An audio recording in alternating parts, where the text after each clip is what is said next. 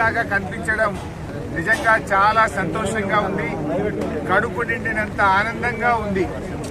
కొంతమంది Kaleshwaram project కొట్టుకుపోయిందని, Kaleshwaram project మునిగిపోయిందనేటువంటి వాళ్లకు ఇది చెంపపెట్టు లాంటి సమాధానం నిండిన మల్లన్న సాగర్ చెప్తా ఉంది. ఏదైతే కాంగ్రెస్ నాయకులు 1,00,000 కోట్లు వృధా అయినాయని, కాళేశ్వరం ప్రాజెక్టు పోయిందనేటువంటి వాళ్లకు నిండుగా ఉన్నటువంటి గలగలా పారుతున్న గోదావరి జలాలు కాంగ్రెస్ నాయకులు చెప్పేది అబద్ధం అబద్ధం అబద్ధమని ఆ జలాలే ఈరోజు సమాధానం చెప్తా ఉన్నాయి. నేను అడుగుతా ఉన్న కాంగ్రెస్ పార్టీ నాయకులను, ఇలా కాళేశ్వరం కొట్టుకపోతే ఈ మల్లన్న సాగర్ లో 21 టీఎంసీల నీళ్లు ఎక్కడి నుంచి వచ్చాయి అని నేను అడుగుతా ఉన్నా. ఇవాళ ఎల్లంపల్లి నుంచి, లక్ష్మీ బ్యారేజీ నుంచి, మన అన్నపూర్ణ నుంచి, రంగనాయక్ సాగర్ నుంచి, మల్లన్న సాగర్ నుంచి, కొండ పోచమ్మ సాగర్ దాకా ఇవాళ గోదావరి జలాలు ప్రవహిస్తున్నాయంటే అది కాళేశ్వరం ప్రాజెక్టులో అంతర్భాగంగా ఉండడం వల్లనే. మల్లన్న సాగర్ నిండు కుండలాగున్నదంటే ఇది కాళేశ్వరంలో అంతర్భాగం కాదా అని ఆ మాట్లాడేటువంటి నాయకులను నేను అడుగుతా ఉన్నా.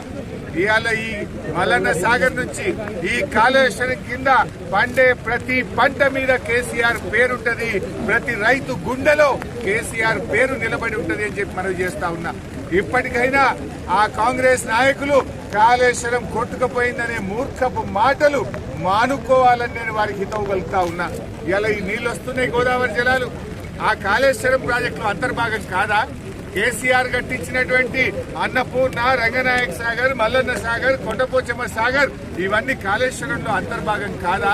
ఇవాళ అన్నపూర్ణలో 3 టీఎంసీలు ఉన్నాయి, రంగనాయక్ సాగర్ లో 3 టీఎంసీలు ఉన్నాయి, మల్లన్న సాగర్ లో 21 టీఎంసీలు నింపుకున్నాం, కొండ పోచమ్మలో 10 టీఎంసీల నీళ్లు నింపుకున్నామంటే ఇది కాళేశ్వరం ప్రాజెక్టు.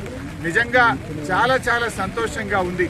కాంగ్రెస్ పార్టీ నాయకులు కొంతమంది ఇప్పటికీ దుష్ప్రచారం చేస్తున్నారు.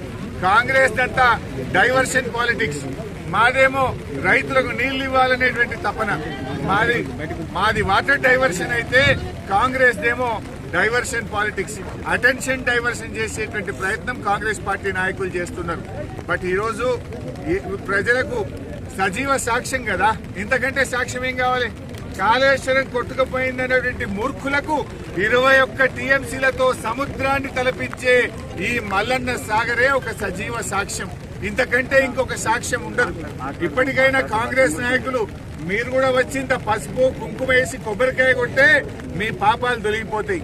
ఆనాడు ప్రాజెక్టు కట్టేటప్పుడు అడ్డం పడ్డారు, కోర్టులలో కేసులు వేసిండ్రు, కనీసం ఇవాళ సంతోషాన్ని పంచుకుందామని వస్తే ఇవాళ కూడా కాంగ్రెస్ పార్టీ నాయకులు డైవర్షన్ టాక్టిక్స్ చేస్తా ఉన్నారు. దేనికోసం? ఈ నీళ్లతోని రేపు మెదక్ జిల్లా, యాదాద్రి జిల్లా, సిద్దిపేట జిల్లా పంట పొలాలు పండడం మీకు ఇష్టం లేదా? రైతుల పొలాలు తడవడం మీకు ఇష్టం లేదా? మేమొచ్చి 21 టీఎంసీల మా కేసీఆర్ కట్టించిన ప్రాజెక్టులో ఇంత పసుపు కుంకుమ వేసి ఆ గోదావరి జలాలకు దండం పెట్టుకుందామని మేము వచ్చాం. దానికి కూడా మీరు అడ్డుకోవడమేనా అని నేను అడుగుతా ఉన్నా. బట్ ఏది ఏమైనా ఇవాళ కేసీఆర్ కల ఫలించింది. మొదటిసారి 21 టీఎంసీల నీళ్లు మల్లన్న సాగర్ లో నింపుకోవడం చాలా చాలా ఆనందంగా ఉంది. ఈరోజు మల్లన్న సాగర్ పూర్తయింది, కాలువలు కూడా 90% పూర్తయినాయి.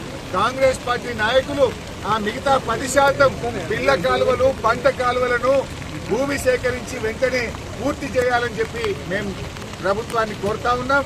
అదేవిధంగా ఈ యాసంగి పంటకు డోకా లేదు. ఈ యాసంగి పంట బ్రహ్మాండంగా మన ఈ 3-4 జిల్లాలకు అద్భుతంగా నీళ్లు రాబోతా ఉన్నాయి, నిండిపోయినాయి మంచి నీళ్లు.